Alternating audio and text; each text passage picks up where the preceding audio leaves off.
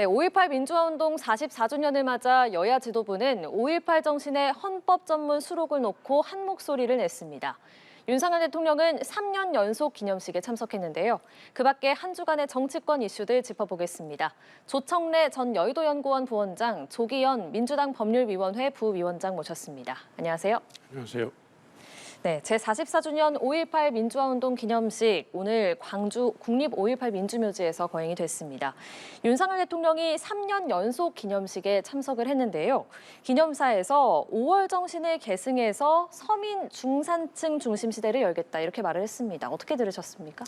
이게 이제 윤석열 대통령께서 유가족들에게 그때 구두 약속을 하셨어요. 임기 중에는 내내 행사 기념식에 참석하겠다고 말씀하셨고 예. 대통령 취임하시고 세 번째 지금 하신 거 아닙니까? 그만큼 대통령의 국정 운영이라든가 향후 일정에서 5.18 기념식이라든가 5.18 정신이 중요한 계기가 됐다 이 말씀을 드리는 거고요. 기존의 대개 기념사는 5.18 정신이라든가 5.18 민주화 운동의 역사적 의의, 그다음 그것이 우리 현대 한국에 미치는 영향 등등을 주로 말씀하셨는데 이번에 네. 이제 대통령께서 서민 중산층 중심 시대라는 얘기를 화두를 꺼내 놓으셨어요. 이게 이제 경제 성장을 통해서 서민들의 고통을 풀어나가겠다는 맥락인데 이 내용은 지난 그 기자회견, 대통령 그 기자회견 때 향후 3년간의 국정 운영 목표를 제시하시면서 그 중에 하나로 말씀하신 내용입니다. 그래서 향후 국정 운영과 관련된 내용을 5.18 기념식에서 말씀하셨다는 것 자체가 그 기념식의 현장의 의의를 더높이는 역할을 하고 있는 것이고요. 그 약속을 통해서 흔들림 없이 국민들의 생활을 챙겨나가겠다 이 의지를 보이신 걸로 봅니다. 예, 기념사 어떻게 들으셨는지요? 좀 공허했습니다. 그러니까 5.18 기념식의 의미는 단순하게 1980년대에 있었던 광주 민주항쟁의 역사적 사실 자체를 나열하고 과거 사건을 그냥 추념하는 데 끝나서는 안 됩니다. 그래서 문재인 정부 때 문재인 대통령께서도 현재적 우리의 과제 이 부분을 굉장히 강조하시거든요. 그런데 오늘 윤석열 대통령께서는 뭐 전반적으로 유가족에 대한 추모, 희생자에 대한 여러 가지 말씀을 하시긴 했는데 거기에서 끝난단 말입니다. 그리고 갑자기 중산층과 서민 시대로 넘어갔어요. 5.18하고 잘 맞지 않아요. 좀 공허했다는 생각이 들었고요. 또 왜 그러냐면 이게 지금 여러 가지 한국 민주주의에 대한 여러 가지 비판과 문제 제기가 국제기구에서 계속 나오고 있습니다. 스웨덴 민주주의 다양성 연구소에서는 한국이 독재화가 진행되고 있다는 보고서를 발간한 바 있고요. 최근에 국경 없는 기자에서는 발표한 언론 자유지수는 60위권으로 추락했습니다. 이게 한국 민주주의의 현실입니다. 이제 이런 문제들이 계속 나오고 있기 때문에 5.18의 의미가 더 이 국민들에게 다가오는 때이거든요. 그렇다고 하면 그런 부분을 좀 충분히 강조하는 게 훨씬 나았다. 뭐 중산층과 서민의 시대 어떤 국정 과제로서 대통령께서 관심을 갖는 부분이지만 적어도 5.18에 왜 굳이 그 말씀을 하셨는지 좀 쉽게 이해는 안 됐습니다. 예, 5.18 정신의 헌법 전문 수록에는 여야가 한 목소리를 냈는데요. 윤석열 대통령의 기념사에서 관련 언급이 빠진 걸 두고는 야권에서 비판이 또 나오고 있습니다. 아니 근데 매번 말씀하실 수는 없죠. 사실은 지난 대통령 선거 과정 내내 윤석열 대통령께서 5.18 정신의 헌법 전문 수록에 대해서 의지를 밝히셨고요. 그거는 여러 차례 되풀이가 됐고 한동훈 전 비대위원장도 비대위원장으로서 전국을 돌아다니실 때 5.18 정신의 헌법 전문 수록에 대한 얘기를 언급을 하셨어요. 그래서 그 부분에 대한 의지는 뭐 지금 대통령실이든 국민의힘이든 큰 변화가 없고요. 다만 헌법 개정이라는 게 여야가 합의해서 가더라도 지금 21세기 국가 사회 현실에 맞는 정도의 개정을 하려면 굉장히 복잡다단한 이슈들이 있습니다. 이 문제만 가지고 원포인트로 개정하기에는 좀 시점이나 상황이 맞지 않거든요. 그런 맥락에서 이해하시면 되고 이재명 대표나 민주당이 이 문제에 대해서 재차 강조하고 나온 것은 그 중요성을 강조하지 말아라, 꼭 해야 된다, 이 의지를 밝힌 것 정도로 이해하고 있습니다. 예, 매번 언급할 수는 없다 이렇게 말씀하셨는데 어떤 말씀 주시겠어요? 그럼에도 불구하고 5.18 유가족과 5월 단체들은 대통령께서 꼭 이 말씀을 다시 한번 강조하고 확인해 주실 것을 기대했던 거죠. 그런데 이제 언급을 안 하셨습니다. 물론 여당에서도 뭐 입장을 밝히고는 있지만 그간의 과정을 보면 그러고 나서도 계속 5.18 정신을 폄훼하는 발언이라든가 이런 것들이 나오고 있거든요. 얼마 전에 인천시 의회 또 의장 문제도 있었고요. 이런 문제들 때문에 강력한 실천 의지를 보여주는 차원에서라도 매년 또 매해 강조해도 지나치지 않습니다. 근데 말씀을 안 하시니까 실제 실현 의지가 있는 건지에 대한 의문이 드는 거죠. 그리고 이제 원포인트 개헌 방식에 있어서는 뭐 원포인트 개헌이 될 수도 있고 아니면 최근에 개헌 논의가 여러 가지로 나오고 있기 때문에 뭐 개헌의 여러 다른 문제들까지 포함해서 할 수도 있습니다만 적어도 이 문제에 대해서는 어떠한 방식이든 간에 최대한 빠른 시일 내에 하겠다라는 그냥 말씀을 하시는 것만으로도 충분한 위로가 될 텐데 굳이 안 하신 이유는 모르겠습니다. 예. 자, 국민의힘에서는 총선 108석이 한동훈 전 위원장 때문이냐 덕분이냐를 놓고 지금 논쟁이 격렬합니다. 총선 100서에 한 전 위원장의 책임론을 강조해서 그의 전당대회 출마를 막으려는 거 아니냐 이런 의혹들이 지금 여당 일각에서 제기되고 있는데 어떻게 생각하세요? 저도 뭐 국민의힘 소속입니다만은 이런 논란이 나오는 것 자체가 저는 좀 못마땅합니다. 왜냐하면 국민들의 눈높이에서 볼 때 지금 이런 논란이 굉장히 소모적이거든요. 총선 백서 특위가 총선 패배 요인을 이렇게 정리해서 분석해서 백서를 만드는데 누구는 넣어야 된다, 빼야 된다. 특정 인물을 거론하는 것 자체도 이게 맞지가 않고요. 아마 총선 백서 특위위원장인 조정은 의원이 전당대회 출마를 한다고 하고 또 일부 당내에서 친윤 세력들이 한동훈 비대위원장, 전 비대위원장의 출마를 못마땅해 하니까 이런 논란이 언론을 통해서 불거지는 것 같은데 엄중한 민심에 근거해서 저는 이 부분을 냉정하게 해야 된다고 보고요. 총선 패배의 책임은 이미 여러 차례 뭐 대통령께서도 밝히셨고 한동훈 전 위원장도 밝혔고 공관위원들도 밝혔고 당의 지도부 인사들 다 밝힌 내용입니다. 그러니까 이게 뭐 누구는 책임이 있고 누구는 책임이 없다 이런 논란 자체가 성립이 안 되고요. 국민의힘 구성원 전체가 이게 책임을 져야 되는 내용인데 뭐 이렇게 해서 백서에다가 특정인의 이름을 거론한다고 해서 그분의 정치적 행보를 뭐 제한하거나 걸고 넘어지는 의미도 없습니다. 국민들한테는 그런 게 미치는 파급력이 거의 없거든요. 그러니까 제가 볼 때는 실상을 있는 그대로 분석적으로 다 넣고 그건 그대로 평가를 받고 거기에 그 이름이 거론된 분들이 정치적 행보를 하는 것은 그분들의 행보대로 가야지 이걸 왜 섞어서 가는지 이런 논란이 못마땅하다 이 말씀 제가 드립니다. 예, 상대당 입장에서 이번 상황은 어떻게 바라보고 계세요? 그러니까 지금 부원장님 말씀대로 대통령 책임이 있고요. 한동훈 위원장 책임이 있죠. 이제 이런 부분을 다 아는 부분인데 다만 이제 백서라는 것은 그 여러 가지 그 당시의 상황이라든가 메시지 이런 부분을 다 종합해서 내는 거기 때문에 여러 얘기가 있을 수도 있습니다. 근데 이 내막에는 사실은 대통령과 한동훈 위원장의 갈등 이게 내재돼 있기 때문에 이런 얘기가 계속 나오는 것 같습니다. 그러니까 실질적으로는 지금 총선 100서부터 시작해서 전당대회 한동훈 위원장의 출마 여부까지 사실상은 윤한 갈등의 3라운드다. 실제 그렇게 당내에서 인식하는 분들이 있기 때문에 누구 책임론이 강조되면 굉장히 예민하게 반응하고 거기에 대한 비판적 입장을 내지 않습니까? 그러니까 총선 100서라는 게 실제 이 국민의힘이 왜 패배했는지를 정확히 분석해서 향후에 어떤 뭐 보수 정치의 부활, 보수 혁신의 가치를 어떻게 만들 것인가 이게 목표여야 될 텐데 지금 여전히 현재의 권력관계 문제를 어떻게 총선 100서를 통해서 자기들 명분을 세울까를 중심으로 놓고 있다 보니까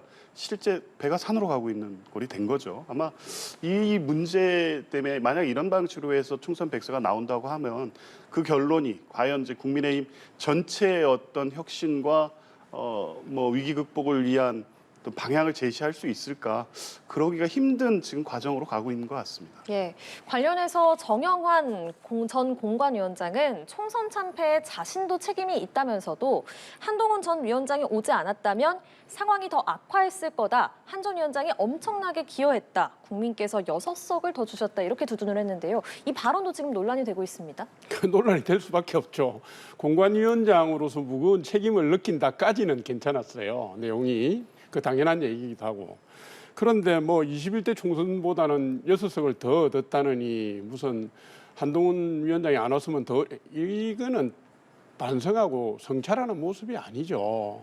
그리고 이런 말씀이 한동훈 전 위원장이라든가 당을 더 어렵게 만든다는 사실을 정말 저분은 모르시는 건지 정치적 언어의 상징성이나 중요성을 이해를 못 하셔서 그런 것인지 저는 좀 이해가 안 가고요. 정말로 책임을 통감한다면 침묵으로 답변하는 게 낫다. 이 말씀 드립니다. 예, 정영환 전 공관위원장의 발언은 어떻게 들으셨습니까? 그리고 굳이 왜 이분을 모셔서 마이크를 드렸는지 모르겠습니다. 지금 역시 부원장님 말씀대로 아무도 공감할 수 없는 얘기죠. 그러니까 이제 아마 이런 식으로 정치에 대해서 잘 모르시고 이해를 못 하시기 때문에 이런 발언을 하시는 것 같은데 아마 공천 관리도 이런 인식에 기반해서 하셨기 때문에 패배의 원인이 됐던 것 같습니다. 그러니까 한동훈 위원장을 중심으로 이 총선과 공천 과정을 보고 있었다는 반증 아니겠습니까? 패배의 핵심적인 원인 중에 하나였죠. 그런데도 불구하고 한동훈 위원장을 두둔하기 위해서 이런 발언을 하는 게 한동훈 위원장에도 도움이 안 되고 국민의힘에 아무런 도움이 안 되는 말씀 같습니다. 예, 이렇게 한동훈 등판론에 대한 공방이 커질수록 전당대회 출마설도 무성해지고 있습니다. 한 전 위원장이 전당대회 등판할 거라고 보십니까? 지금 말씀하신 것처럼 시간이 갈수록 그쪽으로 추가 움직이는 느낌이 들어요. 왜냐하면 지금 총선이 끝나고 한 달이 넘었는데 국민의힘이 지금 급박하게 움직인다든가 혁신을 위해서 절치부심하는 모습을 전혀 보여주고 있지 못합니다. 그래서 한마디로 위기감이 없어진 정당으로 국민들한테 한가하게 비춰지고 있고요. 지금 전당대회에 출마할 가능성이 있는 잠재적 주자라고 거론되는 분들도 이게 행보가 눈치 보기라든가 이런 수준이에요. 그리고 혁신 의지라든가 당의 방향에 대한 강한 의지를 피력한다든가 물론 아직 전당대회 국민이 아니니까 안 할 수도 있지만 그런 모습이 전혀 안 보인다. 그래서 국민의힘 지지자들 사이에서는 이게 당 대표감이 없다 이 얘기가 나오고 있어요. 근데 이제 총선에서 참패를 했기 때문에 다음 당 대표는 혁신 과제를 힘있게 밀고 나가야 됩니다. 당 체제 정비도 해야 되고 강한 지도자가 당원과 국민들의 지원을 받아서 나와야 되는데 지금 국민의힘의 그 지도자들 중에 팬덤층을 형성하고 있거나 강한 인지도와 지지도를 가진 분은 현재까지 거론되는 분 중에는 한동훈 전 위원장이 좀 더 힘을 얻어가고 있다. 그래서 아마도 출마하는 게 맞느냐 틀리냐의 문제가 아니라 시간이 갈수록 그쪽으로 힘이 실려가고 출마 요구를 더 받을 수도 있다. 그래서 제가 볼 땐 7월 말 8월 초로 전당대회가 가면 거의 출마 쪽으로 가지 않을까 싶네요. 예. 제 마음은 그렇습니다. 예, 한 전 위원장 출마할까요? 안 나올 수 없는 분위기가 되고 있는 건 분명해 보입니다. 지금 잠재적 당권 주자들하고 하시는 분들 중에 유승민 전 의원 빼고는 이 국민의힘이 지금의 총선 패배를 어떻게 수습하고 어느 방향으로 가야 될지에 대해서 구체적으로 말씀하고 계신 분들이 많지가 않아요. 그냥 이 국면을 지켜보면서 출마 여부에 대한 가늠만 지금 하고 있는 상황이거든요.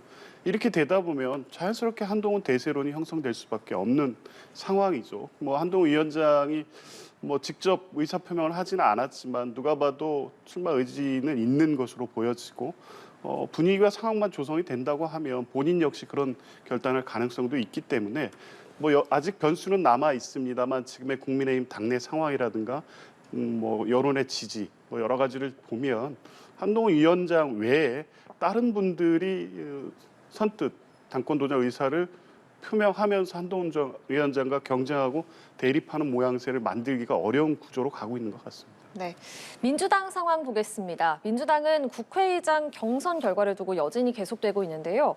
정청래 최고위원이 연일 당원들에게 사과를 했고요. 이에 대해서 우원식 의원은 갈라치기라면서 불쾌감을 드러냈습니다. 지도부 인사가 두 차례나 경선 결과에 대해서 사과하는 모습 어떻게 봐야겠습니까? 왜 그러신지는 알겠어요. 실제 지금 당내 당원 게시판이라든가 이재명 대표를 지지하는 그 팬카페 게시판을 가보면 부글부글합니다. 그리고 실제 탈당하겠다는 분들도 많이 보이고 실제 탈당계를 제출한 분들도 있다고 하고요. 이런 당원들의 어떤 여론을 의식 안 할 수 없죠. 지도부로서는. 그러니까 이제 당원들도 굉장히 예측하지 못했던 결과에 충격받은 것도 있고 하니까 아마 정청래 최고위원으로서는 그런 당원들의 어떠한 메시지라도 낼 필요가 있다고 보신 것 같은데 그런 부분에 대해서 공감되는 부분이 있음에도 불구하고 그렇다면 다른 측면에서 보면 우원식 의원이 의장 후보가 된 거는 뭔가 잘못됐다는 메시지로 비춰질 수 있거든요. 그런 측면에서 보면 바람직하지 않죠. 의원 개인이면 모르겠는데 정청래 의원은 또 수석 최고위원이기 때문에 그런 측면에서 보면 뭐 당원들과 다른 방식으로 소통하셨으면 어땠을까. 굳이 이제 공개적 발언을 통해서 또 다른 어떤 해석이나 논란을 낳을 수 있는 말씀을 하셨다는 점 때문에 뭐 우원식 의원도 뭐 그거에 대해서 뭐 불쾌한 반응을 하시는 것 같습니다. 예, 조청래 부원장께서는 어떻게 바라보고 계세요? 아니 지금 말씀하셨지만 참으로 이상한 광경입니다. 이게 뭐 정청래 최고위원이 사과를 하셨던데 무슨 사과의 내용이 뭔지 왜 사과를 하는 건지를 도대체 알 수가 없거든요. 민주당의 당선인들 그러니까 차기 국회의원들이 투표를 통해서 경선을 통해서 뽑았는데 잘못 뽑았다면 왜 잘못 뽑았는지 뭐가 문제인지를 얘기를 해야 되고요. 그리고 국회의장 후보를 잘못 뽑았다면 강성 당원들에게 사과할 게 아니라 국민들한테 사과를 하든지 이게 민주당 내 복잡한 사정을 모르는 바는 아니지만은 이게 도대체가 제가 볼 때는 상식적으로 납득이 안 가는 일들이 벌어지고 있는 거거든요. 그러니까 왜 이렇게 그 당 지도부가 일방적으로 끌려다니면서 그 경선을 통한 선출 인사까지 이렇게 물고 늘어지는 것인지 이게 당의 앞날이 좀 걱정스럽다. 제가 걱정할 문제는 아니지만 그렇습니다. 예, 여당이 팬덤 정치 논란을 지적을 하면서 국민의 협치 명령을 저버린다면 반드시 역풍에 직면할 거다 이렇게 밝히기도 했는데요. 어떤 말씀 주시겠습니까? 이번 총선에서 국민이 하신 명령은 협치 명령이 아닙니다. 독주하는 윤석열 정부를 강력하게 견제하는 국회를 만들라는 것이었고요. 그런 측면에서 국회의장이 그런 역할을 제대로 해달라는 목소리도 분명히 있었다고 봅니다. 물론 협치나 대화도 중요하죠. 그런데 주요 법안이라든가 쟁점 법안이 국회의장실에서 막히는 상황을 더 이상 하지 말라 이런 요구가 분명히 있는 거 아닙니까? 협치가 필요하긴 하지만 모든 부분에 있어서 모든 법안이 합의가 안 된다고 해서 국회를 통과 못한다고 하면 국회가 제대로 기능한다고 볼 수 없는 거죠. 그런 면에서 보면 국민들이 이번 총선의 민심은 무조건 협치하고 무조건 타협하고 합의해서 뭐 법안을 통과시켜라 이건 아닌 게 분명합니다.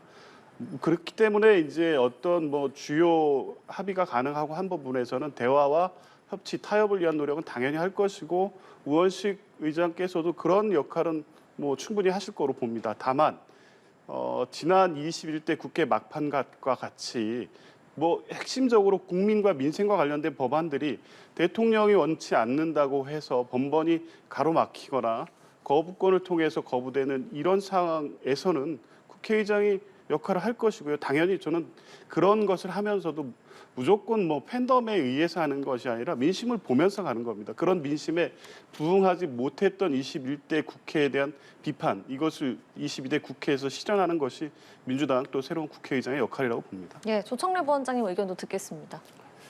이게 지금 말씀하셨지만 어느 정도 자율성을 가지고 국회의장이 되고 나면 갈 거라고 저도 생각합니다. 최소한의 양심은 발휘하지 않겠습니까? 그런데 이제 우리가 국회의장이 당적을 갖지 못하게 한 그 헌법적 의도라든가 이런 부분들을 우리가 깊이 생각해야 됩니다. 우리나라의 헌정사상에 만들어진 좋은 전통들을 유지하라는 뜻도 있고요. 의회 민주주의를 균형과 견제의 측면에서 잘 이끌어가라는 얘기도 있는 거 아닙니까? 근데 여태까지 역대 국회의장들이 자기가 기반했던 정당, 자기가 나왔던 정당의 뜻을 크게 거스른 적은 없어요. 그게 이제 밀당을 하는 과정에서 최소한의 모양 갖추기, 최소한의 합의 기반 만들기 이런 걸 하기 위해서 했던 것이지 흐름 전체를 보면 자기가 나왔던 정당의 뜻을 존중하는 방향으로 갔거든요. 지금 민주당의 국회의원 후보들도 다 그 방향으로 갈 거라고 생각을 합니다. 그런데 지금 문제가 되는 것은 그 정도가 아니라 완전히 당대표의 하명을 받아라는 식이잖아요. 강성 당원들이 국회의장 후보를 뽑는다는 듯한 그런 기세로 달라드는 거거든요. 이거는 의회 민주주의, 정당 민주주의에 대한 중대한 침해고 도전이라고 저는 봅니다. 이거는 민주당의 지도부가 힘을 모아서 바로 잡아야 될 사안이지 유야무야하고 넘어가고 좋은 게 좋다 식으로 갈 문제가 저는 아니라고 봅니다. 예. 이런 가운데 김경수 전 경남도지사가 내일 고 노무현 전 대통령 15주기 추도식 참석을 위해서 잠시 귀국할 예정인데요. 민주당의 이재명 1급 체제에서 김 전 지사 역할론이 주목을 받고 있습니다. 총선 이후에 약화한 친문계 구심점이 될 수 있을 거라고 보십니까? 김경수 전 지사가 적극적 정치 행보에 나선다고 하면 그럴 가능성도 있죠. 근데 다만 지금 김경수 전 지사는 사면만 됐지 복권이 되지 않은 상태입니다. 그래서 예. 정치 활동하는데 제약이 있을 수밖에 없고요. 그렇기 때문에 아직 김경수 지사가 적극적으로 어떤 정치 행보를 하겠다거나 실제 주변의 사람들을 모아서 당내에 어떤 새로운 구심을 하겠다는 의지를 밝히거나 그런 행보가 보이지는 않습니다. 그러니까 복권 여부와 그 상황 이후를 봐야지 지금 추도식 때문에 잠깐 이제 귀국하시는 상황을 놓고 너무 확대 해석되고 있는 것 같습니다. 예. 김경수 지사의 역할에 대해서는 어떻게 전망하세요? 지금 민주당 내에 친문 세력의 세력 기반이 남아 있나요? 그게 그분들을 대표하는 정치 지도자의 필요성이 민주당 내에서 과연 제기가 되고 있을까요? 그건 저는 아니라고 보고요. 그리고 야권 전체의 지형이 지금 이재명 대표하고 조국 혁신당의 조국 대표가 분점하고 있는 상황입니다. 의제에 대한 문제라든가 정치 의제에 대한 문제라든가 대정부 여당 공격의 선명성 문제라든가 이 두 분이 양분하고 있기 때문에 김경수 전 지사가 지금 뭐 움직인다 하더라도 입지점 공간을 만들기가 힘들다 이렇게 보고 있고요. 지금 말씀하신 것처럼 지금 드루킹 대선 조작 여론 조작 사건으로 인해서 사면만 됐지 복권이 안 됐거든요. 그러니까 이 복권될 때까지 기다려 보고요. 복권되고 난 이후에 전국 흐름을 보면서 아마 이분이 움직이실 거기 때문에 지금 그거에 대해서 논의를 하는 것 자체가 시점상 맞지 않다 이렇게 봅니다. 알겠습니다. 조청래 전 여의도연구원 부원장, 조기현 민주당 법률위원회 부위원장 두 분과 정치권 이슈 짚어봤습니다. 고맙습니다.